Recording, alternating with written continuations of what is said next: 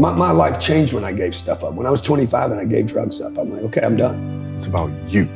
It's about you taking your inner struggles and channeling that through the game. Most people are broke up into their 40s and 50s. So if you're broke today, you're just one of the gang. Train your physical strength and exercise your mental strength by doing the right things, the hard things.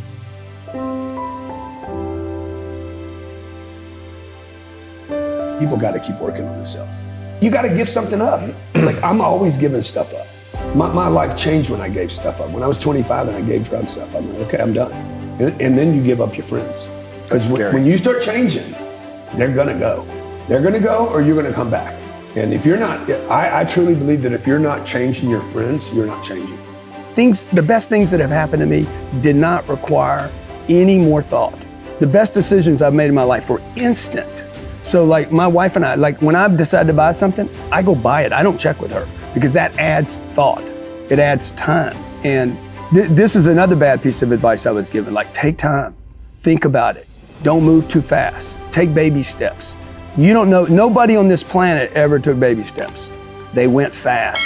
And the faster you can go, you know, my plane is safest when it's up in the air. When it's landing, slowing down, it's in trouble. When it's taking off, it's at risk. Taking things, using things in your life that are scars, using those moments as a weapon, right? Using those as, you know, using basketball as kind of like a vehicle through which to express yourself, right? So at that moment, for us to face the Celtics again, it's not about the Celtics.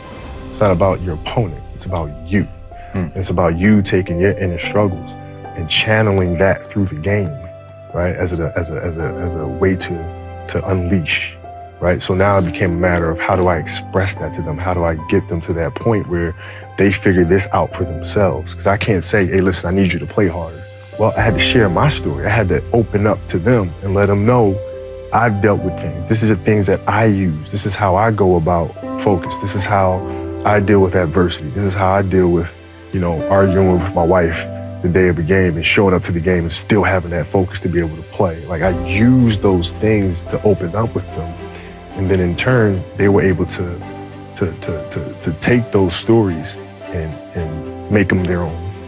Self-made millionaires have been studied exhaustively. They've been analyzed. They've been interviewed by the hundreds of thousands and millions. And what we know is exactly who they are and what they do and how they think and how they tick and the decisions they make and the things that they do and they don't do. And the wonderful thing is if you do what other successful people do, you eventually get the same result that they do. Now, some people say, well, I started off without any money and I don't have any money now. Well, join the crowd. Nobody's got any money. Most people are broke up into their 40s and 50s. So if you're broke today, you're just one of the gang. The only question is, do you stay there? And the answer is no. Now, when I started off in this many years ago, I came from very poor beginnings. I did not graduate from high school. I finished in the half of the class that makes the top half possible. When I left school, I dropped out of high school. I could only get laboring jobs. I was told, by the way, if you don't get a good education, you won't do well in life. Don't get good grades, you won't get a good job. Don't go to college, you won't do well, and so on. And I believed that for a long time until I found there's hundreds of thousands, millions of people who dropped out of high school who went on to become millionaires and billionaires as well. The reason I say that to you, by the way, is don't let it hold you back. Don't let any experience that you've ever had in your life act as a brake on your potential, because there's hundreds of thousands of people who've had it worse than you could ever dream of, who've gone on to accomplish wonderful things. So I worked at laboring jobs for several years. I worked in construction. I worked on farms and ranches. I worked in factories putting nuts on bolts hour after hour. And one day, in a state of frustration, I began asking this question: why is it that some people are more successful than others? Now, in the Bible, there's a line that says, seek and ye shall find, for all who seek, find it. Ask and the door will be open. So I began asking other successful people, what are you doing differently from me? And they told me, and I did it, and I got better results. Being big and strong is also totally useless if you're mentally weak and you quit.